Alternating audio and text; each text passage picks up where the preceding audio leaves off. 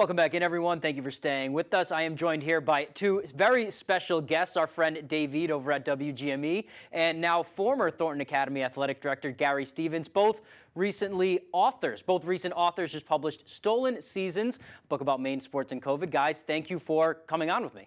Our pleasure. It's great to be with you, Tyler.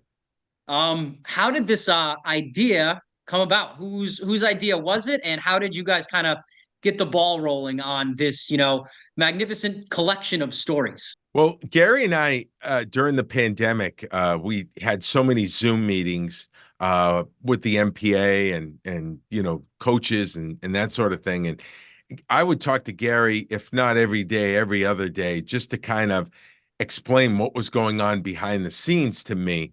And I remember saying to Gary at some point, kind of half kidding, that we needed to maybe put pen to paper and get a book out about the experiences that we all kind of lived throughout this pandemic. So we met for a coffee and lunch, and we a couple of years later we had ourselves a book. Awesome. Gary, being, so close to these student athletes and coaches that had, their season stolen as an athletic director, I guess, how passionate are you about, telling these people's stories and bringing light to what happened here? Well, Tyler, I think, if truth be told, the real honor for me and the privilege for me, and I think Dave would feel the same thing about writing this book, was not just chronicling that 2-year period from March 20 to March 2022 when we were in the most serious depths of this pandemic. But, it was certainly a privilege to be able to tell the stories of student athletes, coaches, people in the collegiate and professional ranks, people behind the scenes, people from the Maine Principals Association, people such as the parents who formed political action groups that were trying to rally to try to get their kids back on the playing fields and trying to figure out a way back to sport. We learned some amazing tales about ordinary Mainers who did some extraordinary things to bring us back to some sense of normalcy, starting in a little bit into that fall of 2020 and certainly progressing as time moved forward. In the course of kind of, talking to these people, learning these stories, and also telling them, what have been some that really stood out to either of you guys? Well, Gary and I, we always our go-to story involves former Black Bear great Ben Guite, who in this book, Ben starts at the University of Maine, eventually becomes the head coach of the Maine Mariners. And there's a story when they got back to playing hockey, Ben and the Mariners were in Trois-Rivières for a game, and they were still testing quite a bit. One of his players, Kelty Jerry Leon, tested positive. He was isolated in a hotel up in Quebec City. Well, the game ends, and the Mariners now are going back to Portland, and it's right before Christmas. Kelty's still in the hotel room. Ben, being the selfless person that he is, and he truly is just one in a million, gets in his SUV, goes back to Three Rivers to get Kelty. In the meantime, he outfits the back of his SUV with a shower curtain. They've got all sorts of masks.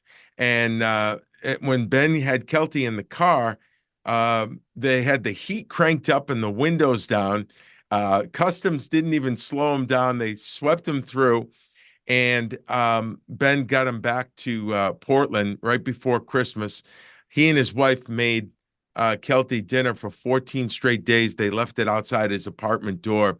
And what Gary just said, ordinary Mainers doing extraordinary things. And that's just one example of some of the stories in the book.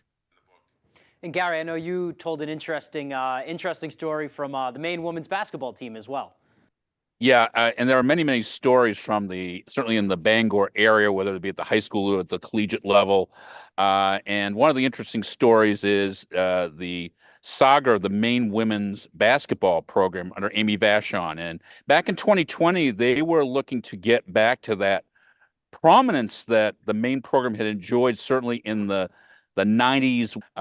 And so it happened in 2020. Amy has had the interim tag removed as being the head coach of the program. And her team is attempting to try to win the America East Championship. They qualified for the finals, but the host team was Stony Brook University, which is on Long Island.